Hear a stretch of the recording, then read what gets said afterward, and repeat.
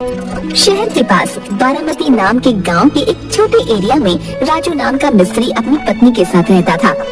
वो बहुत मेहनती था। उसकी पत्नी का नाम कमला था। उसने कई बड़ी बड़ी बिल्डिंग, घर, महल में काम किया था। वो उस एरिया का प्रसिद्ध और होशियार राजमिस्त्री था। वो रोज सुबह अपने काम को जाता और शाम को घर वापस आता और सुखी जीवन जीता। पर किस्मत को कुछ और ही मंजूर था। कमला, आज बहुत देर हो गई काम पे जाने में। हाँ, तेल खत्म हो गया था। दुकान गई थी तेल लेने। वहाँ भी बहुत भीड़ थी, इसलिए समय हो गया जी। चलो कोई बात नहीं, मेरा टिफिन तैयार हो गया। हाँ, अभी लाई। कमला टिफिन लेकर आती है। और हाँ, तुम्हारी तबीयत रात से कुछ ठीक नहीं लग रही। मैं शाम को जल्दी आऊंगा, फिर हम अस्पताल जाएंगे। ठीक है। राजू और कमला अस्पताल से खुशखबरी सुनकर आते हैं। आज मैं बहुत खुश हूँ। हाँ, मैं भी। हमें लड़का होगा या लड़की?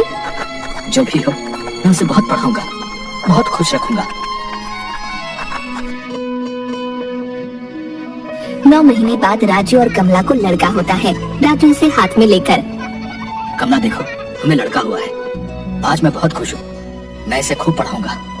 हाँ, हमारा बच्चा हमारा नाम रोशन करेगा।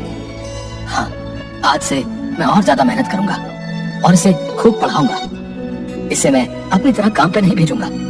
मेरा बेटा नौकरी करेगा, है ना कमला? हाँ, हमारा बेटा ऑफिसर बनेगा। कमला और राजू अपने बेटे का नाम राहुल रखते हैं। वो उसे खूब पढ़ाते हैं, उसे बाहर पढ़ने भेजते हैं।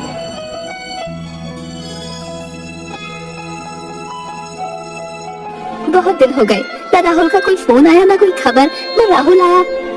देखा कमला, हमारा बेटा कितना मन लगा के पढ़ाई कर रहा है। उसे समय नहीं मिल रहा होगा। उतने में पोस्टमैन आता है राजू से। तुम्हारे लिए चिट्ठी आई है। अब किसकी है भाई? अब लाए हो तो पढ़ के भी बता दो। राहुल की चिट्ठी है। मेरे बेटे ने चिट्ठी भेजी है। क्या लिखा है? देखा कमला, तुम बेमतलब में घबराती हो। कहता है, माँ बाबा आप कैसे हैं? मैं यहाँ ठीक हूँ, मेरी चिंता मत करो, मैं जल्दी ही आऊंगा। और हाँ बाबा, मेरी अब नौकरी लगने वाली है। उसके लिए मुझे 1 लाख रुपयों की जरूरत है, नहीं तो मुझे नौकरी नहीं मिलेगी और मेरी पूरी मेहनत पानी में चली जाएगी। हाय दैया, ये जालिम ज़माना। एक तो महंगी पढ़ाई और उसके बाद कमीशन भी मांगते हैं नौकरी लगने के लिए। अब चाहे कुछ भी हो जाए, मैं अपने राहुल को हारने नहीं दूंगा। अरे हाँ मिस्त्री साहब, पर पैसे कहाँ से लाओगे? कोई बैंक लूटेंगे या अपनी किडनी बेच देंगे? बोलो भला। नहीं, मैं धन्ना सेठ से बात करूंगा जो ब्याज पर पैसे देता है। हाँ, पर वो पैसे के बदले कुछ गिरवी रख लेगा। तुम्हारे पास क्या है गिरवी रखने को? हमारा ये घर हम अपने बेटे के लिए इसे भी बेच देंगे, चाहे हमें कहीं सड़क पर रहना पड़े। और इस तरह राजू धन्ना सेठ साहूकार के पास से पैसे लेके अपने लड़के राहुल को भेजता है। उधर राहुल नौकरी पे लगता है। कुछ दिन में ही उसे एक लड़की पसंद आती है। वो उससे शादी कर लेता है और अपनी दुनिया में ही खुश हो जाता है। माँ बाप को भूल जाता है। सुनो जी, इतने साल हो गए, अभी तक हमारा लड़का हमसे मिलने नहीं आया। कैसा होगा वो? उसका कोई अता पता नहीं है। कमला तुम चिंता मत करो, उसने बोला था मैं आऊंगा तो आएगा। राजू को बहुत चिंता होती है कि वो कर्जे के पैसे कैसे चुकाएगा। अब वो सोचता है कि वो कहीं काम ढूंढेगा। सुबह कमला मैं काम ढूंढने जा रहा हूँ। इस उम्र में आपसे काम नहीं हो पाएगा जी। लेकिन धन्ना सेठ का कर्जा भी तो चुकाना है। लेकिन आपको इस उम्र में काम कौन देगा? तजुर्बा है इतने सालों का कमला, कोई ना कोई काम तो दे ही देगा। और राजू काम ढूंढने निकल जाता है। जाते जाते एक जगह काम चल रहा होता है। वहाँ काम वालों पर उनका मालिक लाला सेठ ठेकेदार बहुत चिल्लाता रहता है। क्या हुआ साहब? अरे तुम्हें बता के क्या करूं? मेरा दिमाग खराब करके रखा है इन्होंने। इन्हें इस बिल्डिंग की ये दीवार दिल के आकार के डिजाइन में बनाने को बोला है घर के मालिक ने। 4 बार दीवार बनाकर गिरा चुके हैं ये कमबख्त कहीं के। अगर वो दिल का डिजाइन नहीं बना पाए हम लोग तो बहुत बड़ा नुकसान हो जाएगा। साहब, मुझे थोड़ा बहुत तजुर्बा है, अगर बुरा न माने तो मैं कोशिश करूं। अब इस बुढ़ापे में तो क्या सुधरेगा? चल बोल रहा है तो तुम ही कर ले। पहले इसका बेस मजबूत रखिए और बाद में सलाख डालकर धीरे धीरे ईंटें घुमावदार बनाइए, जिससे उनका काम सही हो जाता है।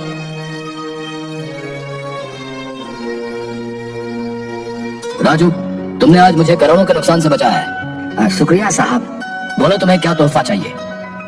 साहब मुझे कोई तोहफा नहीं चाहिए, लेकिन कोई छोटा मोटा काम मिल जाएगा तो बड़ी मेहरबानी होगी।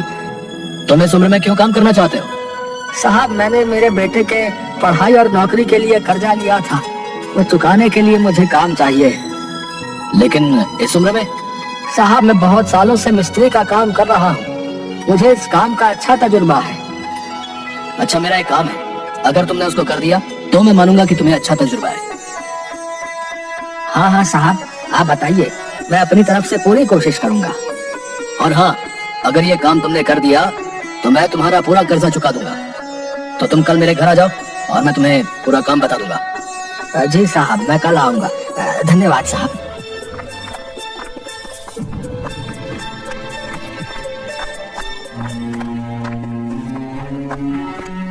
क्या हुआ, आप इतने परेशान क्यों हो? काम नहीं मिला? कोई बात नहीं, हम कुछ ना कुछ कर लेंगे, परेशान मत होइए। कमला, ऐसा काम मिला है जिससे हमारा पूरा कर्जा चुकता हो सकता है। फिर आप परेशान क्यों हो? और इस उम्र में ऐसा क्या काम जिससे हमारा पूरा कर्जा चुकता हो जाएगा? वही सोच रहा हूँ, अभी कल लाला सेठ जी के घर जाके ही पता चलेगा कि क्या काम है। अब चलो खाना खाते हैं और आराम करते हैं, सुबह लाला सेठ के घर भी जाना है। हाँ ठीक है।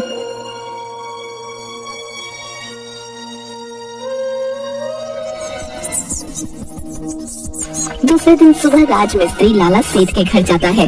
वहाँ उसे एक छोटा बच्चा खेलते हुए दिखता है। राजमिस्त्री उस बच्चे को देखकर मुस्कुराता है और दरवाजे की ओर आवाज लगाता है। साहब, साहब। अरे तुम आ गए, आओ बैठो। राजू, ये मेरी लड़की है मोनिका। नमस्ते मालकिन। ये बाहर पढ़ाई करती थी, कुछ साल पहले ही इसकी शादी हुई है। लड़का भी आसपास के गांव का है और ये रहा इसका शरारती बच्चा। इसका एक सपना था कि हमारी खुद की एक जोहरी की दुकान रहे गांव में। इतने में मोनिका बोलती है, बात ये है कि 3 साल पहले हमने ये बाजू में अच्छी बड़ी दुकान बनाई, लेकिन हर 4 या 5 महीने में हमारी दुकान की तिजोरी से पैसे गायब होते हैं। अभी पिछले महीने में भी चोरी हुई। अगर तुम्हारे पास उसका कोई इलाज है तो बताओ। पहले मुझे जरा दिखाओ, मैं वहीं पर कुछ ना कुछ दिमाग लगाकर इंतजाम कर दूंगा। लेकिन इस उम्र में राजमिस्त्री जी कितना दिमाग लगाओगे?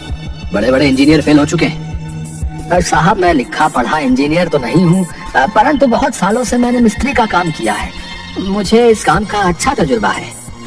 साहब क्या आप मुझे अपनी दुकान दिखा सकते हैं? हाँ बिल्कुल। राजमिस्त्री पूरी दुकान देखने के बाद, देखिए यहाँ हमने पक्की से पक्का लॉकर बनाया, पर कोई ना कोई चोरी हो ही जाती है। इसका कुछ उपाय है आपके पास या हमें कोई नया घर बनाना पड़ेगा पैसे रखने के लिए? राजू मिस्त्री कुछ देर सोचता है। जी कोई बात नहीं, ये तो बहुत आसान है, मैं अभी 5 मिनट में इस चोरी की समस्या को दूर कर देता हूँ। तुम तो ऐसे बता रहे हो जैसे कोई बीरबल का दिमाग है तुम्हारे पास। जी मैं बीरबल जैसा दिमागदार तो नहीं हूँ, परंतु सुनिए एक तर्क की बात बताता हूँ। तो जल्दी बताओ। साहब आपके दुकान की तिजोरी एक कोने में रखी है, अगर आप उस तिजोरी को बीचों बीच रखते हैं तो उस पर सबकी नजर रहेगी। एक बार उसे जगह से हटाइए और बीच में ला के देखिए, सबकी नजरों के सामने रहेगी। और उसे इस तरीके से बनाइए कि किसी की समझ में ना आए कि वो तिजोरी है। जैसे उसके ऊपर बैठने का टेबल बना लीजिए। आइडिया तो मुझे अच्छा लगा, पर आप ही अपने हाथों से इसे टेबल के जैसे आकार का बना दीजिए। ठीक है, ऐसा करके देखते हैं। अगर मेरी दुकान में 6 महीने के अंदर चोरी नहीं हुई तो मैं तुम्हारा पूरा कर्जा चुका दूंगा। ठीक है साहब। वो उस तिजोरी का काम 5-6 दिन में खत्म कर लेते हैं। राजू मिस्त्री काम खत्म होने के बाद घर में ही रहता है कि अब क्या करे। क्या सोच रहे हो? सोच रहा हूँ कि जो लाला के यहाँ काम हुआ वो बराबर है या नहीं। अगर वहाँ चोरी हुई तो पैसे नहीं मिलेंगे, फिर हम क्या करेंगे? आप परेशान मत हो, जो भी होगा अच्छे के लिए होगा। लाला सेठ के काम को अब 8-9 महीने हो जाते हैं। मैं आपको इतने सालों से बोल रही हूँ कि मुझे मेरे ससुराल को देखना है, लेकिन अभी तक आपने ना अपने गांव का नाम बताया न कभी लेकर गए। तुम्हारे लड़के से तुम सिर्फ 6 महीने दूर रहे तो इतने तड़प रहे हो। कभी सोचा कि तुम्हारी माँ और बाप पर क्या बीत रही होगी? अब परसों तुम्हारा बर्थडे है तो मैं चाहती हूँ कि हम यहाँ मनाएं, नहीं तो मैं कभी भी वापस नहीं आऊंगी। मोनिका का पति राहुल ही रहता है, जो राजू मिस्त्री का लड़का था। अपनी पत्नी की ऐसी बात सुन के राहुल को बहुत पछतावा होता है। मुझसे बहुत बड़ी गलती हो गई मोनिका, जो मैं इतने साल अपने माँ और बाबा से मिलने नहीं गया और न ही तुमसे मिलाया। मुझे माफ कर दो। अब कोई बात नहीं, जाने दो। लेकिन यहाँ से जब हम वापस जाएंगे तो सबसे पहले आप मुझे मेरे ससुराल लेकर जाओगे, तभी तुम्हारी गलती माफ होगी। हाँ ठीक है, और मैं मेरे बर्थडे पर तुम्हें एक सरप्राइज दूंगा। नहीं, सबसे पहले मैं दूंगी, फिर तुम, ठीक है? हाँ ठीक है। फोन रखकर राहुल अपनी गलती पर बहुत रोता है और दूसरे दिन अपनी माँ और बाबा को मिलने जाता है। लाला सेठ का आदमी राजू मिस्त्री को ढूंढते ढूंढते उसके घर पहुंचता है। लाला सेठ का आदमी राजू मिस्त्री और कमला के पास जाकर, क्या आपका नाम राजू है और आपका नाम कमला? हाँ। आपका राहुल नाम का कोई लड़का था?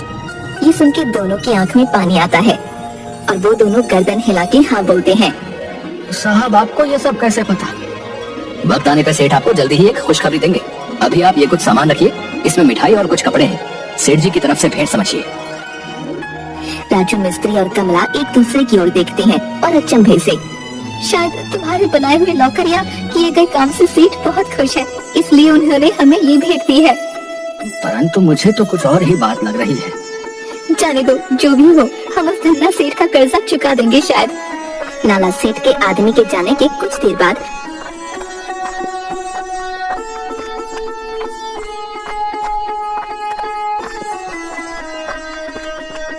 एक जवान लड़का सूट बूट टाई पहनकर एक बड़ा बैग हाथ में लिए घर के दरवाजे से अंदर आता है। जी आप हमारे घर में क्यों घुसे चले आ रहे हैं? आप कौन हैं? कमला अपने लड़के की शक्ल पहचान जाती है और रोने लगती है। एक बार तो मिलने आ जाता बेटा, ऐसा एक पल भी नहीं गया जिस पर हमने तुम्हें याद नहीं किया हो। माँ बाबा मुझे माफ कर दो, मुझसे बहुत बड़ी गलती हो गई। चल बेटा, मैं तुझे अपने हाथों से खाना खिलाती हूँ। और वो बहुत सारा भोजन बनाकर उसे खिलाती है। अरे आहिस्ता से, अरे धीरे धीरे खा। तुझे अभी कहीं जाना तो नहीं है? इतनी जल्दी क्यों कर रहा है? हाँ मुझे अभी कहीं जाना है, परंतु मैं कल सुबह ही तुम्हें लेने आऊंगा। नहीं बेटा, तू कहीं मत जा, हम अभी एक पल भी तेरे बगैर नहीं रह सकते। माँ बस एक दिन की बात है और मैं तुम्हें बहुत बड़ी खुशखबरी देने वाला हूँ।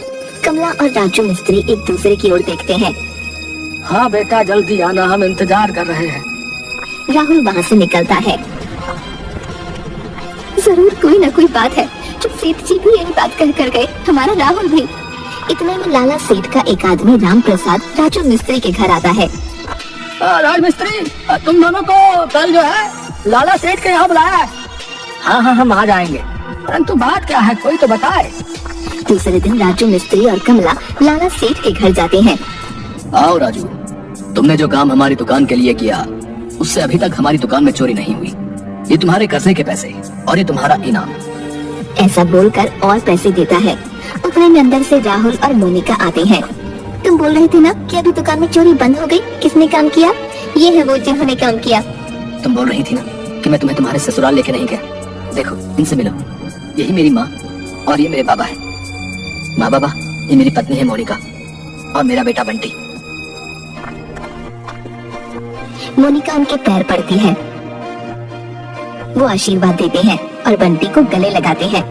अरे मुझे पता था मेरी बेटी किसी हीरे को ही चुनेगी। तुम तो खास हो ही, परंतु तुम्हारे पिताजी और उनका तजुर्बा उससे भी खास है। मालिक ऐसा ना कहो, ये हमारे लिए बहुत बड़ी गर्व की बात है कि हमारा लड़का आपकी लड़की से शादी की है। अरे ये मालिक वालिक छोड़ो, हैं? आओ गले मिलो भाई।